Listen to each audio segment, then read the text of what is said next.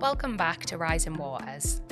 Today we're diving into the deep end of a serious topic, flooding experiences and their long-term impacts. It's not just about mitigation and wet feet. Floods in the UK pack a serious punch, causing over 1.6 billion in damages during a single winter. Beyond the numbers, flooding hits hard, from wrecking homes to taking an emotional toll on residents. We'll hear first-hand stories and insights into real issues people face, but also where we can find the support to help us when we need it the most, covering everything from the initial shock to the slow road to recovery. This may seem like a doom and gloom episode, but I hope that by the end you find these stories inspiring, which can help you take actions for yourselves. So join us as we navigate the highs, lows, and everything in between flooding and its impact on real people. Yeah, so we'll just turn to our guests now, and I'll start with yourself, Charlotte. So my name's Charlotte Windsor, and I'm a resident that has recently, about 5 years ago, been flooded out and experienced flooding. Nice to have you on. Thank you. And Lorna? I'm Lorna. I'm one of the activists within our community who moved forward in getting a flood plan in place, working very closely and collaboratively with the different partners, but most importantly with the community. Brilliant. So it'd be great to hear from the perspective of our guests here, Charlotte and Lorna, who've had first-hand experience with flooding or volunteered with people who have. So Charlotte, if it's okay, I'm going to start with you. So can you tell me about when you first realised that the flooding was possible or it was starting to occur in your home and what that felt like? Well, really, it was raining really heavy, and I was on the phone to my friend, refusing to go out in the rain. And then I just turned, and water was seeping through the front door. That was when it really started, and I just started panicking, really, because I'd never been flooded before. You don't know what to do you, really? So I was grabbing clothes to try and stop it coming in, and then I realised it was coming in the back door. And then when it got quite deep, I realised it was coming up the bath, the toilet, and the sink. And I think that was when it was quite like, oh, actually this is quite serious, you know, because that happened so quickly as well. Yeah, definitely, because out the back the wall was keeping the water in, so it was obviously a lot higher in the backyard as well.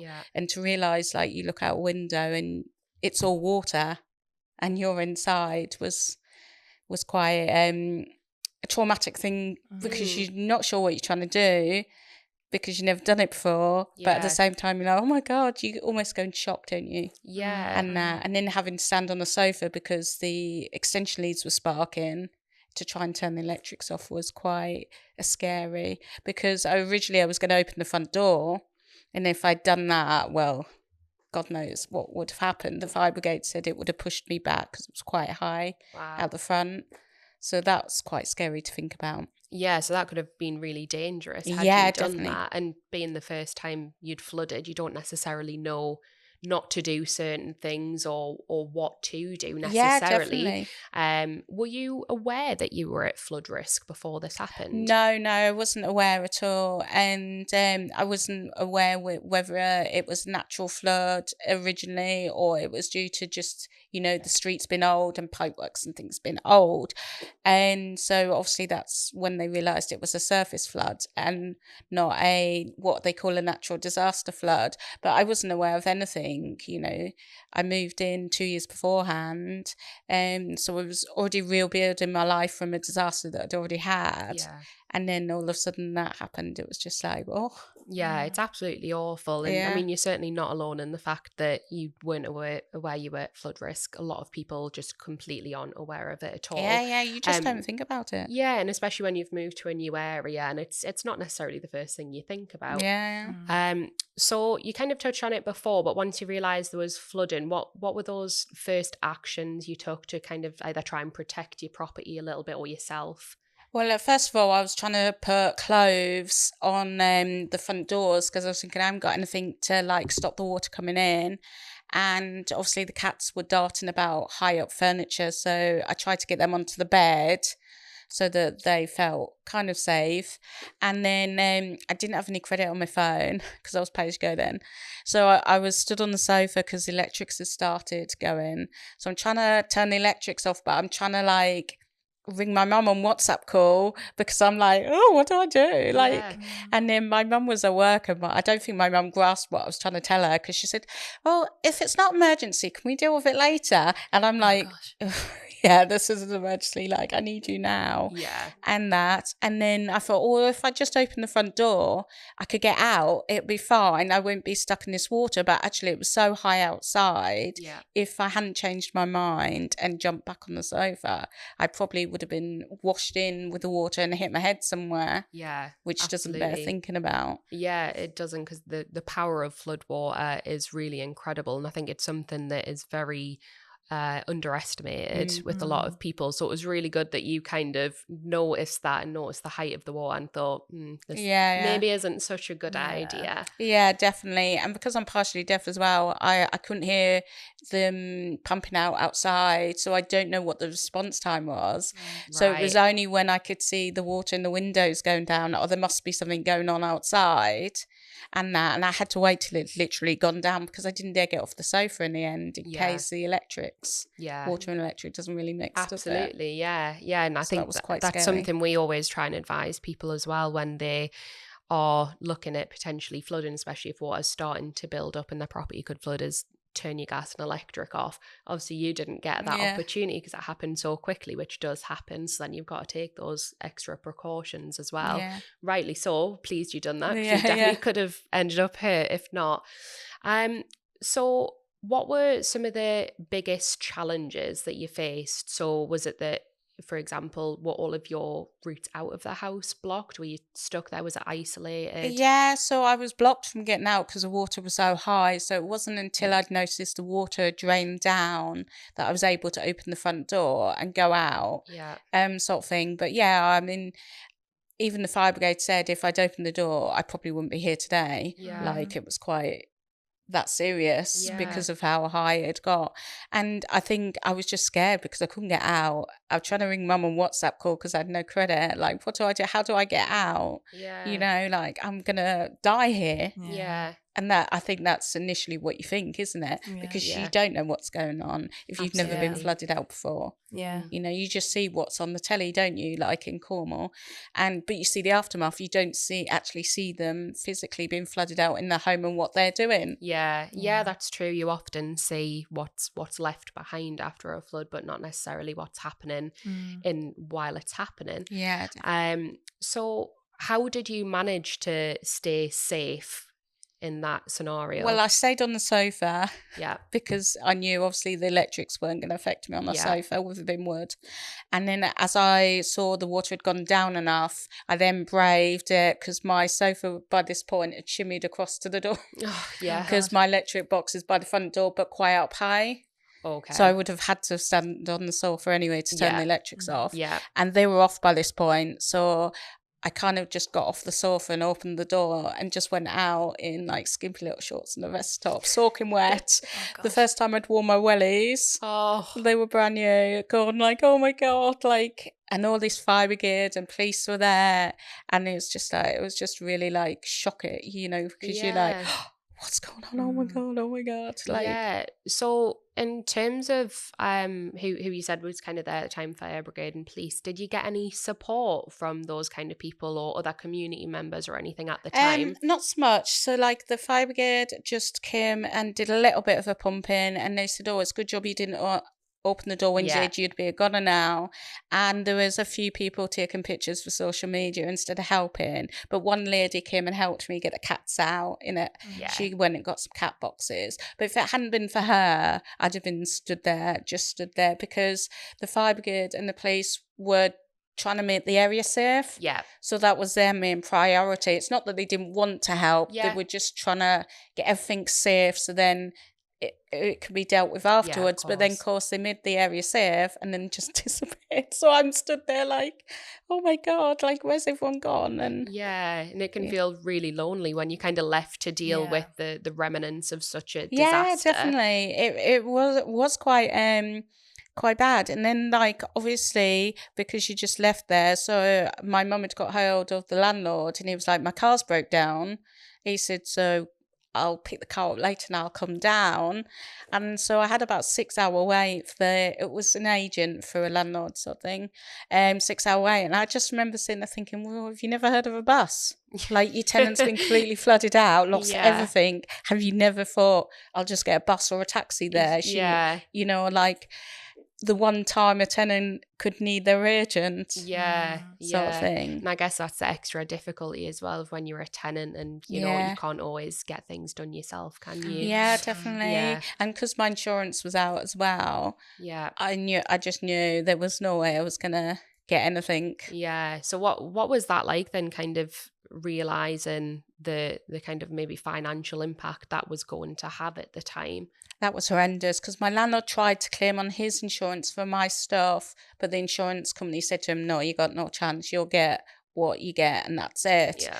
And so the realisation, I had no clothes, I had nothing for the cats. I didn't even have cat biscuits because that had got soaked. I had no food because that had obviously gone. It was quite traumatic. Yeah. Like, no one's going to pay me out the compensation through the insurance I need. Where do I start? What do I do? Yeah. You know, it was really, really traumatic. And the landlord didn't offer me a place straight away. So 2 days later, he offered me a place. But by that point, my family had given me a property that they were trying to sell. Right. Which actually worked out really well for them because the minute I put a kettle in the place, it sold. So, and typical. It'd been on the market for years as well, so Yeah. about 4 years. So Yeah. so they gave me a property to go to, and Kath gave me £100 to go to Primark. She's like, just get yourself to Primark. Don't worry about paying it back. So I got some clothes, and a lady from the community centre, Karen, she had bought me a pair of shoes in the charity shop to get me out my wellies. Yeah. And that. Yeah. So yeah. And it's really lovely that you'd had those bits of support, because when you think without that, you may not have had clothes or shoes. As you say, you would have had your wellies. And I mean, you can see like how distressing that was and how traumatic it was for you. You can still see it now. Yeah. So I think it is those times when communities do really come together, and you will just get those little pearls in there, won't you, where they'll come and help, and it means it might just be a little thing, but it can really mean a lot, like getting a pair of shoes. That meant like the apps, because the mites and things in the water and the fleas and things. So like had the wellies on, and whilst the water had gone out of them because I shook them out, I was getting bit. So my feet and my lower legs were getting bit. And then you had to see them every time you re-entered the property as well. So to get a fresh pair of shoes was just like, and I didn't care they were secondhand. I was just grateful, you know, like you got nothing and you're just grateful for anything, can't you? Oh gosh, absolutely. It makes a world of difference, doesn't it? That sort of thing. When you're going through that experience, just someone being mindful for you, and just that small thing, it's just huge. Yeah, definitely. And if it wasn't for those people within the community that actually stood up and said, I'm going to help, instead of just taking a picture of social media like majority did because they were scared to help, then, you know, I don't know what would have happened. I'd have been in a lot worse situation, really. Yeah, absolutely. And I know you mentioned that you've had help from one of the community groups in your area. And has that been a kind of ongoing thing that you've now had more support from? So they gave me a sofa. Brilliant. It was funny actually because it's the exact same one from Citizen Khan. So every time I looked at it, it just made me chuckle because it reminded me. Well, there you go. You get a happy thought at the same time. Yeah. And they gave me a mattress to sleep on, and she had a TV stand. It was a bit damaged, she said, but, you know, if it'll do you when you eventually get TV. And I was just like, just give it to me. I'm just grateful, you know, like. And then they moved it to the new property that was temporary for me. Yeah. And then they said, if there's anything you can rescue, you know, we'll put that in the van as well. There wasn't much, but like my Xbox seemed to be working. So I took that with me, but then it died after a while because of the damp inside it. Yeah. It ended and up things doing some like damage. the telly worked for a little bit and then it just died off. Yeah. Sort of thing. But funny enough, the Dolce Gusto still works to this day. Oh, there you go then. Oh, there you go. Yeah. Something survived to tell the tale. Something survived. So if it wasn't for them, you know, and they've done courses and things with me, helping me. They helped me go self-employed about a year and a half ago through a business scheme. I mean, they've been absolutely amazing. Like they've given me food bank parcels when things have been tight. She's given me vouchers for shopping vouchers when I've just been getting desperate in the cost of living crisis. Yeah. It's just, it's Yeah. been absolutely amazing. If it wasn't for that community group, I don't think I would have survived, generally, because mentally it's just so hard. Yeah. You need to be with other people, don't you? And people who are just thinking about those things that you might not be able to think about at that time. Yeah, because also it's when you lose all your stuff, having lost all my stuff before due to homelessness, you kind of have like a grievance. Every time you come home, you look at the place, it's not quite finished. If I still had that stuff, I would have a nice home. Yeah. And we're 5 years on now, and my house is just starting to come together, and I'm only just starting to not think so much about, oh, well, I lost that Xbox, I lost that PlayStation. Yeah. All those things that you probably don't realize that you've just got sitting around the house. You think, oh, just your sofas and or desks or whatever it is that you don't really think much of until you actually lose it all and realize all the things that you've then lost and need to replace. And as you've said, over about 5 years now, you've just gradually tried to replace things over time, because it does just take that long to recover from something like a flood. So given that we are 5 years on now, how do you feel looking back at it? I can see you're obviously still very emotional about it, and it is obviously a big trauma for you. Yeah, I think it's quite traumatic when you talk about it, because it brings back memories. Yeah, of I definitely course. think there's a lot of post-traumatic stress with a flood. Like, if anyone says it's not, they're lying. I definitely think it's really affected me going forward. But I think now the house is starting to come together, I think I'm kind of starting to get over the loss of everything. It's like grieving the house you had before. Yeah. So starting to come together now and getting over what happened, I think is starting to help, because the house is coming together, because you're not looking and thinking, oh, well, I lost those curtains or I lost that TV, because you've actually got one now. Yeah. But I definitely think it's helped in a way, because it makes you appreciate everything you got more. Yeah, absolutely. Yeah, definitely. Yeah. And it's made me a better person, because when everyone was standing taking pictures for social media rather than helping, it made me realise, actually, as a community, we need to get stuck in and help people more. Yeah. So if someone down the road comes on Facebook and says, I've been flooded out, I'd be there like a shot. Is there anything you need? Yeah. Have you got some clothes? You know, because there's lots of things you can do that don't cost money to help somebody. Absolutely. Could just be taking them for a coffee in your house and having a conversation, making them feel like they're not alone. Yeah, completely. Yeah, and I think that's something we see a lot in community engagement, and the impacts that just being there for people has. Yeah. You don't necessarily have to, buy things or spend a lot of money, but just actually being there for people who've gone through something so traumatic can actually make such a difference. Oh, yeah, definitely. Like when I was at the community group and they just made me a coffee, for me, that was just like, because I'd just been flooded out, I couldn't make a coffee. And she made me coffee and just sat down with me. And I was just like, I live on my own. I was single at the time as well. My family lived miles away. Yeah. So it was quite lonely. Yeah. Even though I knew family were coming up, it wasn't in that moment. Yeah. Takes time for them to get there. So something like making me a coffee and just sitting with me really, really did help. Absolutely. So I would say to people, if you see a disaster in your area, don't be afraid to get stuck in and offer them help. Yeah. People are so grateful, and they will do something for you in the future in return. Yeah, giving back, isn't it? If you've experienced that yourself like you have, and how much that made a difference, and people tend to be more likely to do that more in the future. Yeah, definitely. And I think it does, you can see where these kind of events, we've seen it time and time again, where something horrible has happened, there's been a horrible flood, but it's brought a community so much closer together afterwards, and you've got all this trauma, but something really nice can come out of it at the same time. And I think you've experienced that with the help of the community group as well, which is really lovely to see. Yeah, definitely. So if you had any advice for people who are going through something similar. They've maybe just been flooded, or have just gone through this similar experience. What would you say to them? I'd probably say if you realise you're starting to be flooded out, turn your electrics off first thing, regardless if you can contact someone or not. Just turn your electrics off and run around and get as much as you can up as high as you can. Yeah. Because that will help save more stuff for you.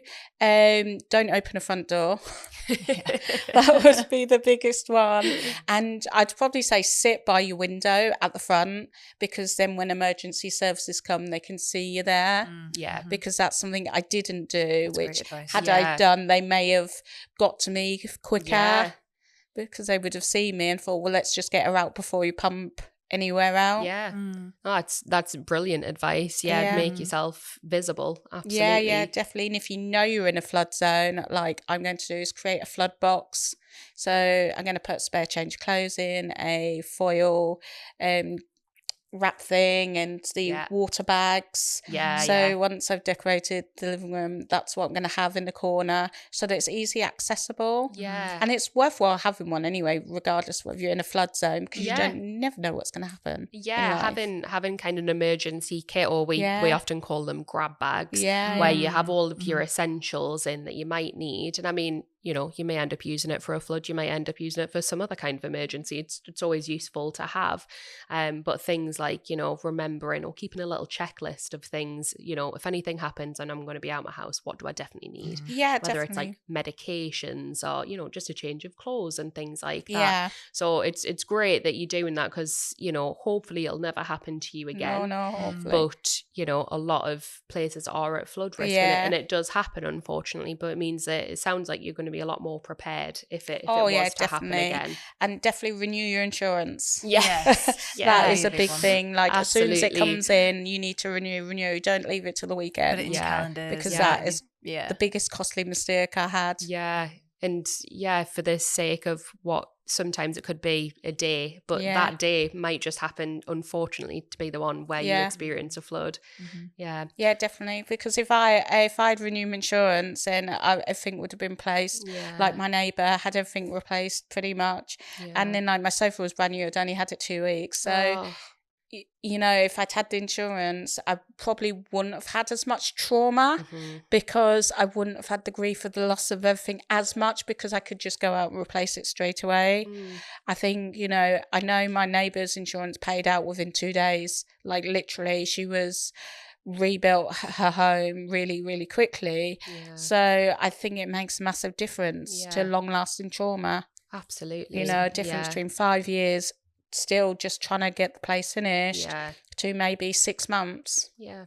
which Yeah. would have really helped with the mental health and the trauma. So definitely, Absolutely, yeah. insurance Much is a quicker big recovery must. process Yeah. for you. Yeah, absolutely. Definitely.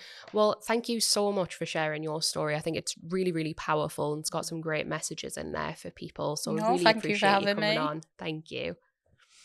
Yeah, so we've had some really sort of positive and some negative things there that all happened. And I think that's something that we constantly see are those threads. They're very similar threads to a sort of other situations that we've had. But there is also some really unique bits to you there. Even just the idea of opening the door, we don't get that very often. So usually people don't flood that high. Yeah. So they'll open up to a foot of water, which is still quite a bit of water, but never usually that high. So it's quite a big experience.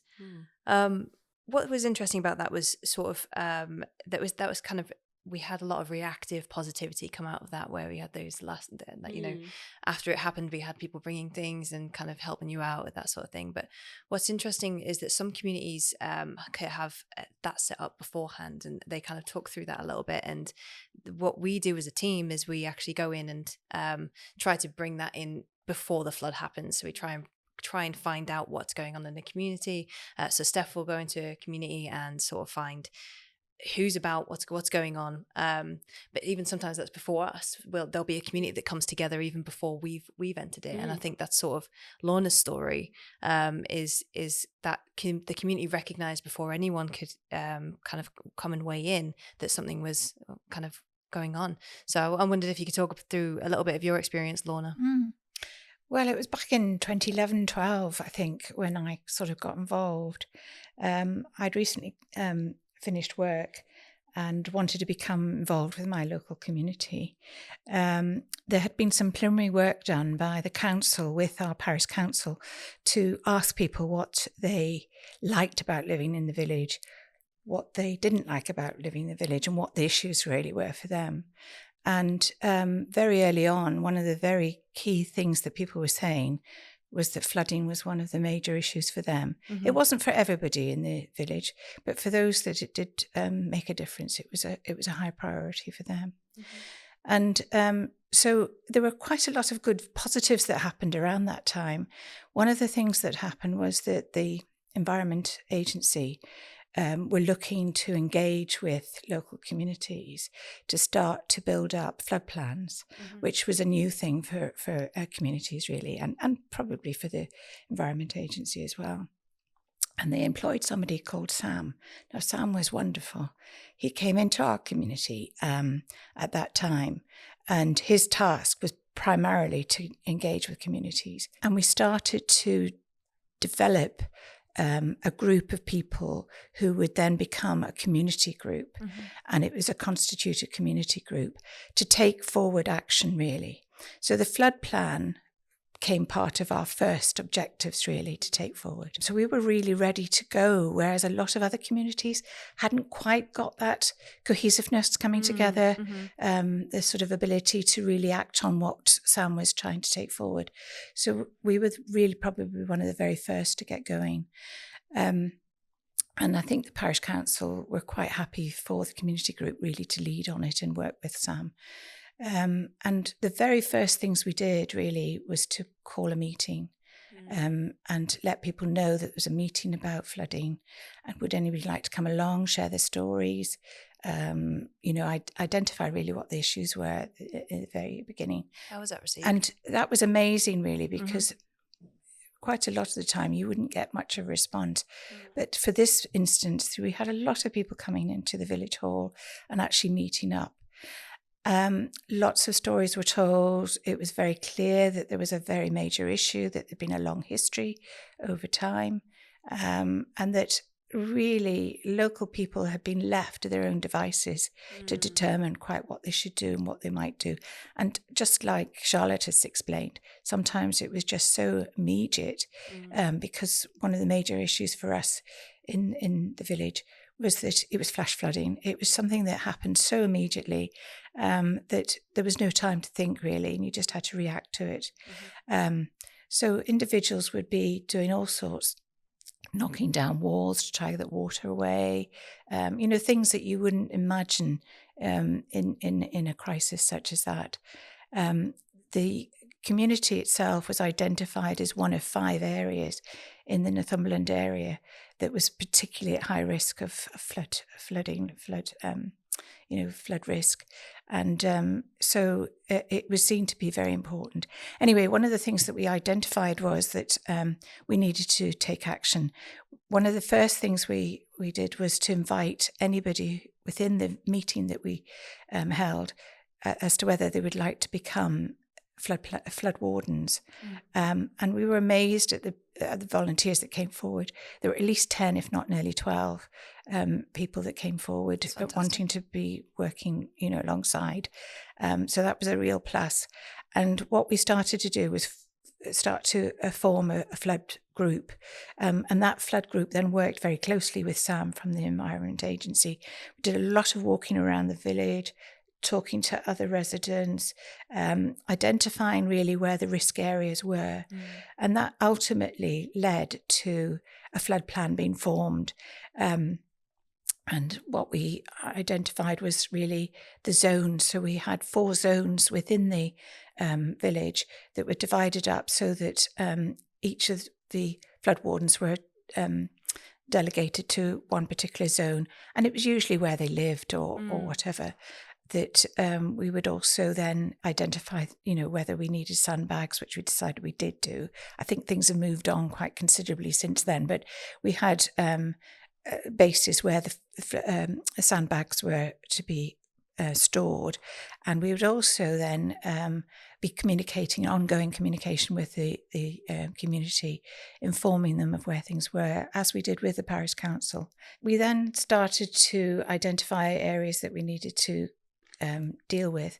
One of the areas was surface water, because many of our drains were really blocked.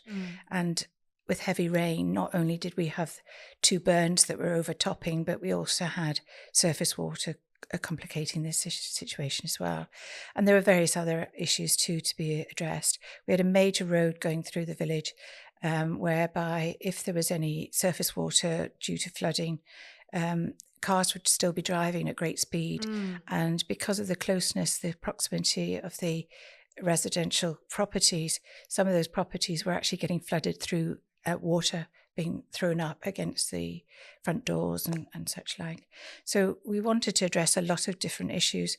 So as a group, as a community group, we called a multi-agency meeting, and we got various people from Northumberland County Council, from the Environment Agency, various other people, Northumbria Waters, whatever. And that was really quite productive.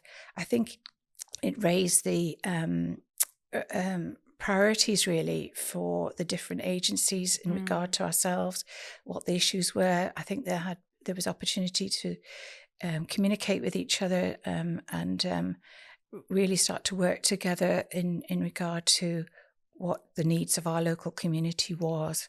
How did the community feel about that? Did it feel like it might have settled them a little bit? Because sometimes it can be so difficult to get attention from I think we agencies. I think we felt we were still a long way from actually resolving what we needed to do and building up resilience in the sense of prevention, really, of what might be mitigating flooding in the future.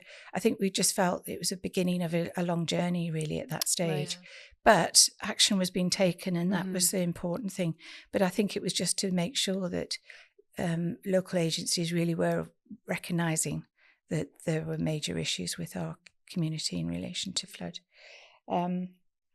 So we moved on in regard to that.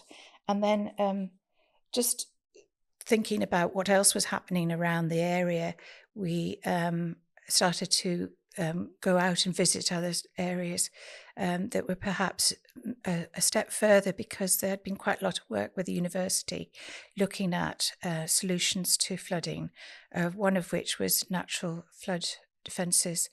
And so it was opportunity to go and visit an area not so far from us, whereby that work had been undertaken, and work with local farmers and such like had brought farmers together in accepting that actually it would be a benefit to their local community to support such an activity, really. So we were sort of learning from different areas as to what else was happening.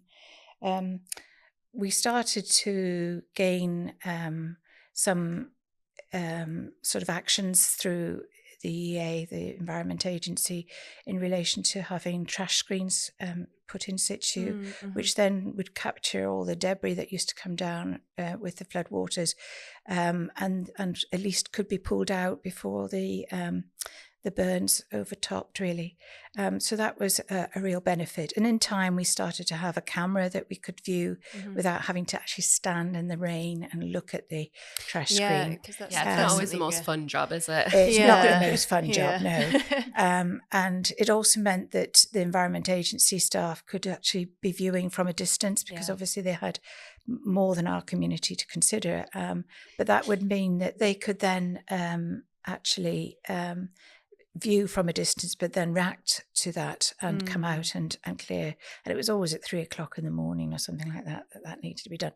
So that in some ways gave some reassurance to local people that there was not just them looking at the burn and the overtopping of the burn, but somebody else was overseeing that. It was something also that we needed to remind people who perhaps weren't at risk of flooding not to put debris into the burns. So cutting trees, that sort of thing. It was not a good idea to get rid of your rubbish that way. So it was just trying to involve the community in its widest sense, really. We find that everywhere as well. I walked over somewhere the other day, and it was full of trolleys. Like, it must have been about 8. And I just thought, why? Well, footballs. Yeah, Get a lot of footballs. Yes. I mean, just left footballs in I there can as see, well. frisbees I can see because I've done it myself where I've thrown a frisbee and it's just gone awry, and Yeah. but for some of it you can tell is deliberate, and you just think, why? But it's amazing what you find in floodwater. I mean, we've had sheds and all sorts coming down, but we've got a lot of culverts around as well. So there's no way any of that can get through the culverts. Yeah. And some people live above the culvert, so you can Right. hear the rushing water. So although they may not be flooded, it's quite a It's terrifying quite alarming experience. to hear it, Yes, isn't it? yes. Yeah. Yes. So, yes. And the proximity of the burns to some of the houses was very, very close. So literally looking out windows, watching this water rising, and thinking, is it going to happen now? Is this going to be the soon? day? So That's a that was terrifying It experience. was quite terrifying, Yeah. yes. We started to communicate with the local Facebook to try and communicate with people, just to let them know that, the flood wardens would be out and we're looking. We worked very much about trying to get individuals to be thinking about their own situation and how they might build resilience. A little bit like Charlotte's explained, really, that, at a time of flooding, are they ready for the flood? Yeah. Can they really, do anything and I think sort that's of really taking important. responsibility themselves? It wasn't not just about the flood group, but very much doing that. But it's being aware, isn't it? Aware of those people. I think it's one of the hardest aspects. Yeah, absolutely. Even when That's we've right. talked about it, it's been difficult for us to figure out a clear path of how we get that information to people who need it. Yeah. And so it's really lovely that a community can come together and just kind of knock on the door and say, do you need everything? Is everything all right? If something happened, what would you sort of need? We took up the opportunity to just get little not leaflets, the sort of cards with the relevant numbers on, to who to phone if something happened or whatever. One of the things that we were working very hard to take forward and encourage the Environment Agency to do was to undertake a feasibility study, really identify what the issues were, because some of the flooding in the past had been horrendous. It really, had caused such a lot of damage around and a lot of anxiety for the local people. Course. Yeah. So the feasibility study did get underway in time, but inevitably this costs, and you have to find funding to take these things forward. And eventually that can be stressful in itself as well. It is quite stressful. And I think it's also for local communities not realising that things do take time, and really time wasn't on their side. Yes. So I think there was a lot of frustration sometimes and a bit of scepticism. Was there anything going to really happen? So I think there was that element as well. And it's difficult to keep sending the same message. I know. It's difficult for, because you go, well, it's still in the same, because hydrological modelling, it takes such a long time. Yeah. And water will go wherever it wants. Exactly. So you kind of have to think about everything. Yes. And it's difficult to go back to a community who's maybe been flooded a few times in the past 2 years. And you just think, unfortunately, we haven't moved any further forward because it just takes this long. Yes. And it's a very difficult message, but there's always work going on. And so, it's just that reassurance. And then one of the other things that we got caught up with was in relation to Newcastle University was we had made contact with a lady called Eleanor who had been undertaking her PhD, and that was in relation to flooding and I can't remember the title of the PhD, but it was basically about flooding and resilience and building up opportunities to find ways of mitigating flooding. And she was working with another community not far from us, but was very keen to be involved with us as well, which was very kind of her, because I'm sure she didn't really need extra people, extra work. Any extra work at all. But she was great. And through that, we tried to engage again with local community, try to get them involved with, measuring water, rainwater, that sort of stuff, looking at the weather, looking at other ways of identifying, what they could be doing as individuals and as a community. We, through that citizen science project, we were able to put up rain gauges. Not rain gauges, the gauges that you put into the burn to identify the levels and such like. We also got 3 hydromotes put in place, which gave us opportunity really to have the heads up as to where the water was further upstream, so that people could be warned a little bit earlier than we had been able to do before. And those were all digitally identified as well. So we were coming into the 20th century really with starting to recognise technology could be on our side really. And that's brilliant. Sorry, that's brilliant really, because you've managed to bring in extra monitoring that's given you better warning for your community, but also raising the awareness in your community at the same time, because a lot of times, you know, we will have these things available in communities and people just aren't aware of it. So it's really good that you're actually doing that part too, so that everyone was aware and could check these things and help keep themselves safe.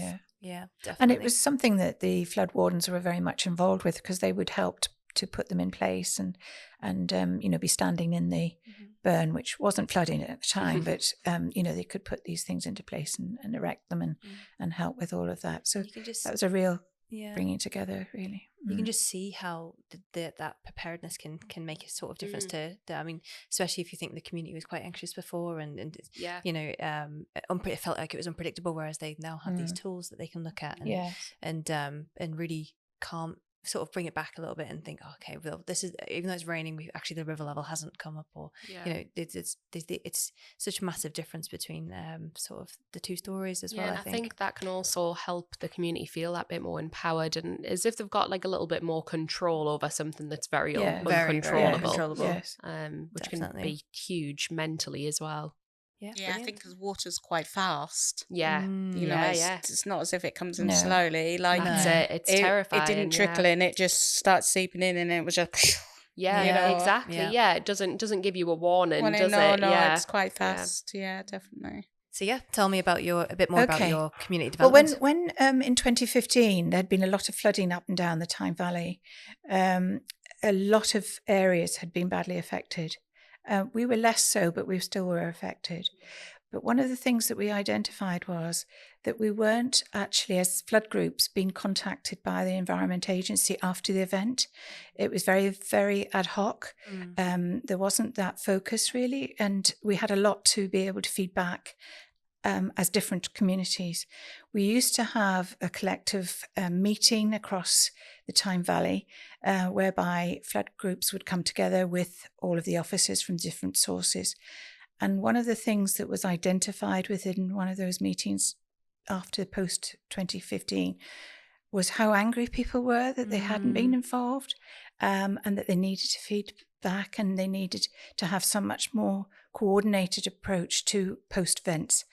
And that was listened to. And one of the things that I said very clearly was I felt there needed to be a much greater understanding about community engagement and community development. The fact that there was something to be had to be listening to the communities, to learn from those communities, to be able to gather that data and the experiences. And from then, it evolved that there were posts put in place, which were the beginnings of your role, really. And albeit it was temporary at the time, it moved very quickly to being permanent, because I think it was seen to be a real benefit. And very much a role that acted as a conduit between the very clever people within the Environment Agency, the scientists, the engineers, those people who have a lot of information but aren't able to necessarily communicate it as well as they might do. And so very much a conduit between those in the Environment Agency and the local communities. And that data then helps to improve and obviously provides the grounding really for moving on in science, I think, really, doesn't it? In the sense of just enabling that to happen. Yeah, we found we did a study in Cleveland doing something very similar. Well, we were part of the study, and it was seen that link was a real benefit in general, just because it just tied everything in, because we had this person or this role in the middle that just knows who to speak to and how to pass the information on, and kind of kept the community at their very sort of forward thoughts, which really helped with just disseminating that and just being able to funnel it in a way that's, you know, feasible for the entire community to understand, but equally for the scientists and people who are making these decisions to understand how the community feels about that thing. Yeah, and I think as you kind of touched on in place like the Environment Agency, there's a lot of, very complex information that unless you kind of work in that role, you're probably not really going to understand it all. And I think so having someone there who can kind of disseminate and simplify that information just into kind of normal language is something which is really useful, because otherwise you could be then given a community information that they don't really understand and they don't know what to do with. You want to give them tools that they can then work with. And just very quickly to end, in a very positive note, the natural flood defences have come into place. We now have hard engineering in the actual village itself, which has helped to support, the reduction of and mitigate the potential flooding. We've got a continued active flood group who have learned through the years, and we review flood plan every year. We have a risk assessment reviewed every year. We've got much more in the way of formal training for flood wardens, and a respect that has grown over time of people giving their time and obviously working with yourselves in the Environment Agency. And so it probably took us nearly 8 years to get some of that in place, which is a long time for a community who are potentially at risk. But I think the main thing that came out of it really was the collaboration between partners.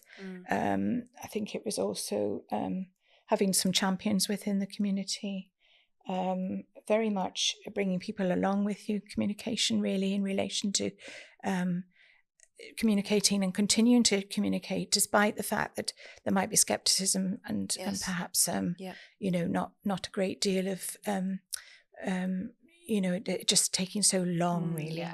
And keeping that presence, isn't it? And I think it's celebrating those successes as well. Absolutely. And keep knocking on doors until you get what you need. Yes, that's our ethos, actually. It's what we do. So that's brilliant. Thank you so much for covering all of that's that. Fine. Thank you for watching this episode of Rising Waters. Next, we have a quick and effective tip you can implement in 5 minutes or less to enhance your resilience to flooding. The first step in protecting yourself from flooding is understanding your flood risk, whether it's your home, your business, or the community you're in. To check your flood risk, visit the .gov website and search Check My Long-Term Flood Risk. Simply enter your postcode to discover the potential risks, including surface water, river flooding, coastal flooding, groundwater, and reservoir issues. If you face risks from the river or the sea, you may be able to sign up for free flood warnings and alerts. These notifications can provide advance notice if flooding is anticipated in your area. To sign up, go to the .gov website and search for Sign Up to Receive Flood Warnings. You'll need to enter your postcode and select your address, and you can choose to receive alerts via email, phone, or text message.